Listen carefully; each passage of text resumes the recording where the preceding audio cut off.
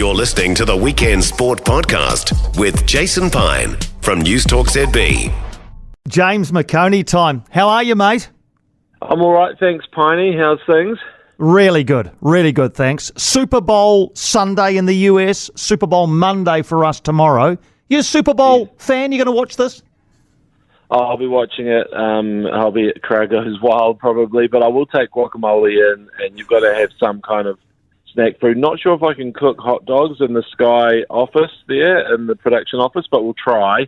But yeah, I'm pumped, and also quite surprised to see that the 49ers are favourites, $1.75 to win against the Chiefs at $2. And this is the Chiefs team with, they've won it last year, and they've got Patrick Mahomes, Travis Kelce, and Taylor Swift. I mean, who would bet against them?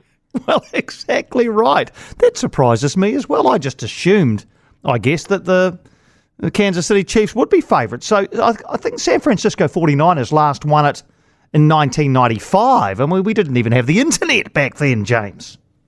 Oh, exactly. And I mean, I know they've got weapons across the park, a great defence led by the muscular Nick Bosa and Christian McCaffrey, who's a great running back and can catch as well as a receiver. But he's, the thing about it is, they met in the Super Bowl 4 years ago, and I know they got bad blood, but players going to play, and the haters going to hate.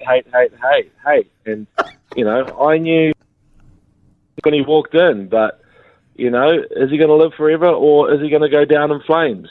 Basically, if he does get smashed, he's just got to shake it off. I can already picture the Crowd Goes Wild piece that you are putting together for our delectation. Exactly what song will Taylor write about the Super Bowl? I mean, Super Bowl is a good song title for starters. It's great for lyrics. Super Bowl rock and roll, newborn foal, cheesy might scroll. I mean, the options are endless. I can see you've given this deep thought, and I absolutely am on board with it. I'm on board with it. Super Bowl tomorrow. We've got a preview, actually, a slightly more serious one after 2 o'clock here on Weekend Sport. Hey, Super Rugby. If I'm a Highlanders fan, which I'm not, but if I am I buoyed significantly by a 52-19 preseason win over the Hurricanes yesterday?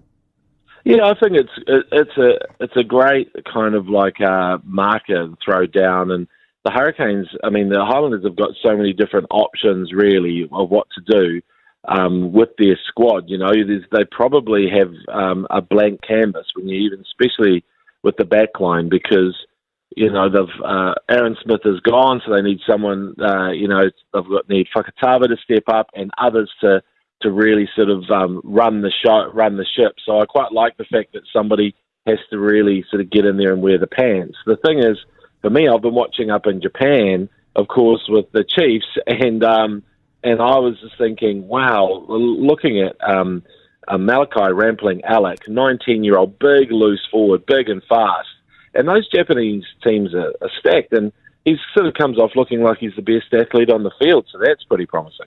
Yeah, absolutely. And interesting to see, the Chiefs and the Blues go to Japan, the Crusaders go all the way to the Northern Hemisphere. I don't mind it, actually, just something a bit different. I saw the Blues training in the snow the other day. That's not very Super Rugby-like, is it? No, it's not. And even I don't know, I saw that Anton Segner, I think I said to you, one of my predictions for the year, Piney, was that he would become the first German All Black. Yes. And my old boss from Crowd Goes Wild, Rick Solizzo, texted me to say Segner looked outstanding this weekend. So please, can you keep the audio of my predictions, but conveniently lose the stupid predictions that I made that don't work out? No problem at all. Andy's onto it. He's onto it. He's going to file them into separate files, those to be replayed and those never to be seen again. Hey, Six Nations. Six Nations, I watched that Scotland-France game this morning. I'm not sure whether you did. But right at the end, real TMO controversy. I thought that was a try. Yeah, exactly. Just to sort of take the listeners through it. I mean, there was a lot of pick and goes near the line. Scotland hot on attack. The time was up. And on the last lunge for the line, they went over.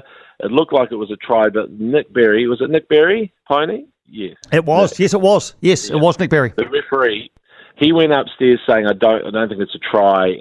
Can you prove otherwise? And I think the biggest problem is, I agree with you, I think it was a try. it slid off a boot down onto the ground. If it was on the ground, then it had to be on the line or over it, right? So I think everybody felt that way, but because of that question from Nick Berry, it puts all the power with the TMO. Nick Berry himself on the field is saying, I actually want to overrule this.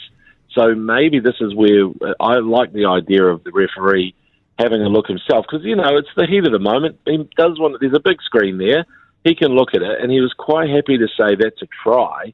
But then the TMO, again, is basically not only the voice of God, he is God in these situations, and overruled. And it's a travesty, really. Yeah, and both coach and captain afterwards were reasonably diplomatic while also being, flummoxed by the whole thing. They couldn't work it out, and I, for the life of me, couldn't either. I want to talk to you about these steroid Olympics. I think for a long time people have said, hey, why don't we just see how far someone actually can run or how high they actually can jump if they're really juiced up. And it was always sort of a hypothetical situation. But now they actually want to have the steroid Olympics. I know, and of course it's an Aussie who's behind it, and it sounds like Aussies are the first ones coming on board.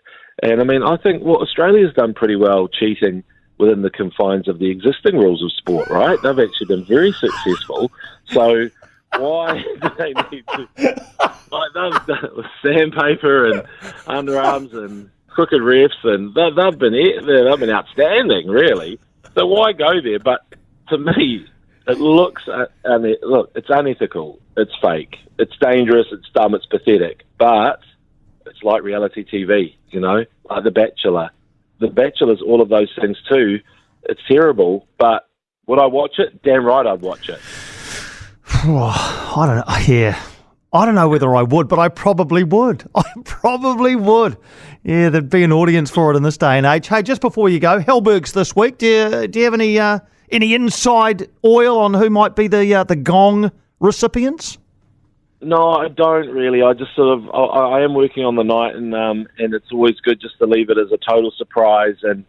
But I think one thing that needs to happen, I mean, look, Lisa Carrington, 3 gold medals at the World Champs kayaking. You'd say that she's in pole position there to take the big one, because the sports women category is really stacked. Courtney Duncan, motocross world champ, and Zoe Sadowski-Sinnott winning at the X Games again, and then a silver in the World Champs. But this is what bothers me, is I feel like, in the case of Courtney Duncan, she's done all she can, really, right? She won the World Champs. When Lewis Hamilton wins the World Champs, they don't expect him to go and win something else, you know what I mean? And that is the pinnacle. But I feel that if it comes down to a counting thing, well, they'll just say, well, Lisa won 3, and at some point, maybe it's this will be a turning point for the Hellbergs, Piney, where they say, well, should we have an action or extreme sports category where you can really judge those sports on their own merit? A bit like Laureus does that as well. So, yeah, it looks like it's Lisa and the K4 and Gordon Walker to possibly scoop it. But, hey, it's still a really interesting night, and I'll be there working for Sky. I look forward to seeing you on the telly then. Thanks, James. Got to go. News coming up. Always enjoy chatting, mate. We'll do it again next week. For more from Weekend Sport with Jason Pine, listen live to News Talk ZB weekends from midday, or follow the podcast on iHeartRadio.